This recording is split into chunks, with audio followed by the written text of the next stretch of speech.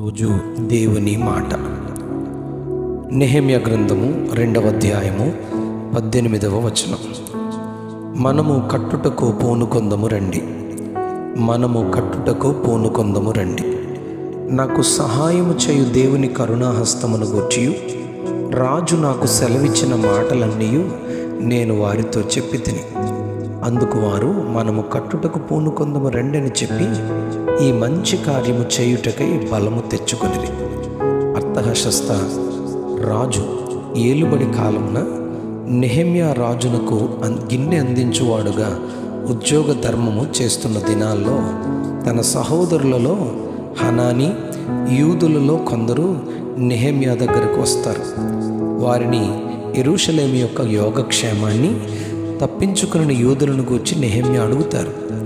వారు చెరపట్టబడిన వారిలో శేషించిన వారు బహుశ్రమలు పొందుచున్నారని, యెరూషలేము ప్రాకారము పడద్రోయబడినదని, దాని గుమ్మములు కాల్చబడినవని చెప్పగా నెహెమ్యా ఈ మాటలు విని కూర్చుండి ఏడ్చి కొన్ని దినములు దుఃఖముతో ఉపవాసం ఉండి ఆకాశమందలి దేవుని సన్నిధిని విజ్ఞాపన చేస్తాడు.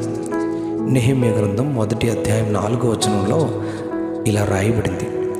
1వ అధ్యాయం 6వ వచనంలో, ఇశ్రాయేలీయుల పక్షముగా చేసిన ప్రార్థన ఆలకించమని, నీకు విరోధముగా ఇశ్రాయేలు కుమారులు చేసిన పాపాన్ని, దోషాన్ని నేను ఒప్పుకుంటున్నానని నెహెమ్యా ప్రార్థన చేస్తాడు.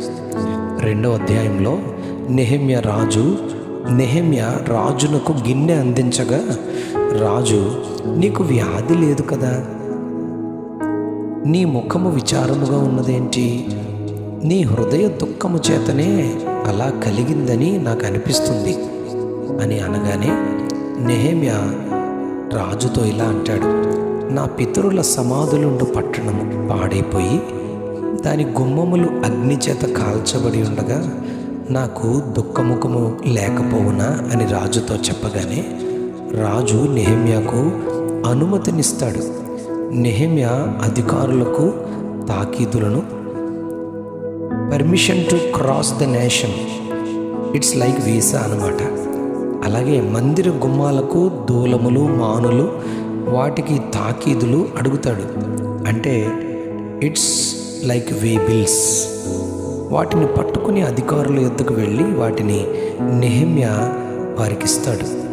రాజు నెహెమ్యాతో సేనాధిపతులను, గుర్రపు రౌతులను కూడా పంపిస్తాడు. It's all by his prayers and supplications.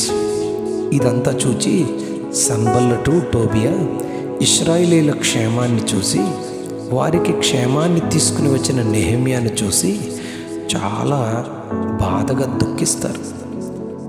రాజు తనతో మాట్లాడి ఇచ్చిన అనుమతులు, దూలాలు, మ్రానులను గూర్చి, యెరూషలేము యొక్క గోడల మందిర గుమ్మాలను గూర్చి వాటిని తిరిగి కట్టుదము రండి అని నెహెమ్యా తన ప్రజలను ఆహ్వానిస్తూ రండి అని పిలుస్తాడు.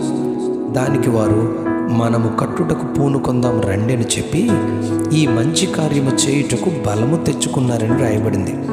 3వ అధ్యాయంలో ఒక్కొక్కరు గొర్రెల గుమ్మమును ఎల్యాషీబు కట్టగా, యెరికో పట్టణపు వారు కట్టారని, జక్కూరు కట్టారని, మత్స్యపు గుమ్మం హన్సెనాయ వంశస్థులు కట్టారని ఈ వచనాల్లో 3వ అధ్యాయంలో రాయబడింది.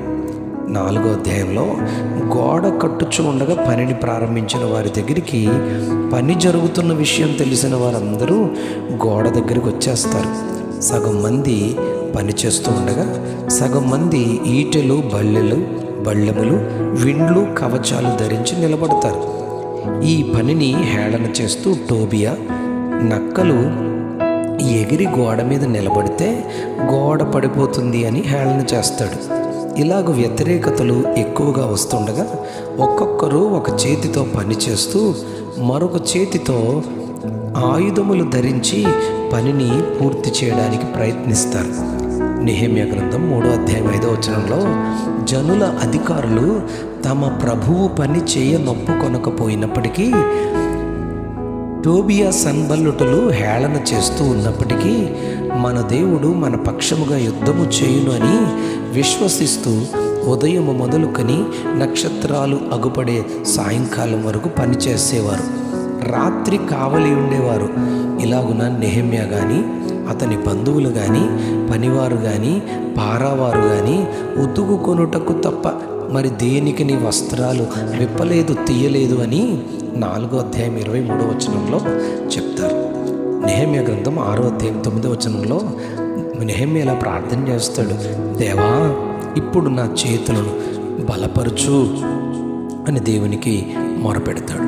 ఈనాడు దేవుని రాజ్య పరిచర్యను సాతాను రకరకాల పన్నాగాలు చేసి నాశనం చేస్తున్న దినాల్లో నశించే కుటుంబాలను, పాపములోనున్న వ్యక్తులను దేవుని రాజ్యంలోనికి తీసుకుని వచ్చే పనిలో మనము కూడా కట్టుటకు పూనుకొని ఈ మంచి కార్యము, సువార్త కార్యమును జరిగించే విషయంలో బలము తెచ్చుకోవాలి. అలా బలము తెచ్చుకుందుము గాక. అట్టి గొప్ప కృపను మనకును ప్రభు అధికముగా అనుగ్రహించునుగాక. నెహెమ్యాను బలపరిచిన దేవుడు మనలను కూడా బలపరిచి వాడుకొనుగాక. Amen, amen, amen. మనము కట్టుటకు పూనుకొందము రండి. మనము దేవుని రాజ్యము కట్టుటకు పూనుకొందము రండి. ఆమెన్.